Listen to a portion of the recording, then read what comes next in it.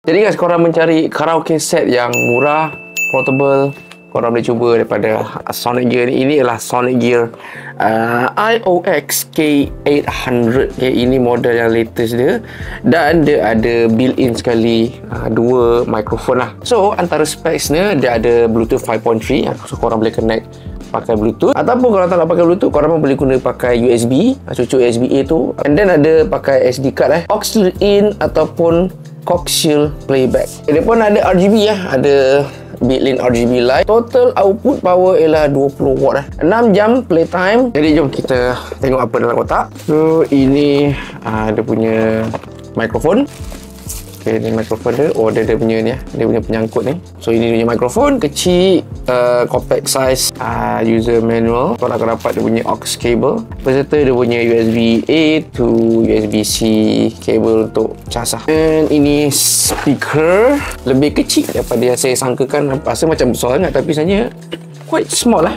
Okay, driver dia ada satu dynamic driver 4 inci dan satu lagi tweeter 1.5 inci. And then kalau tengok dekat bahagian belakang sini ada lubang untuk dia punya woofer keluar angin tu. Ada punya USB-C port, USB-A, F card card semua, card untuk cocok kat sini untuk dengar lagu, aux port dan juga ada coaxial.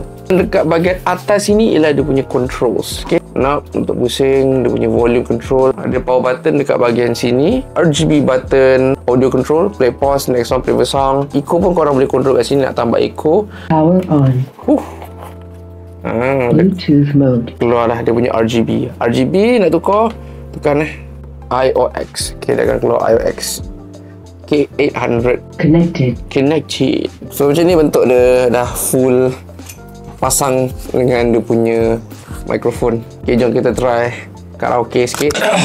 Cuba-cubaan 1, 2, 3. Cuba-cubaan 1, 2, 3.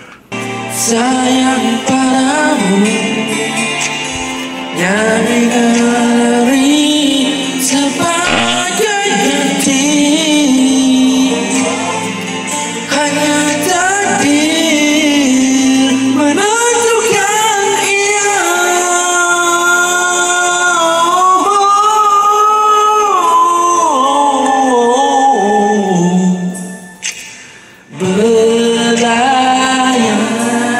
Okay, itu saja guys.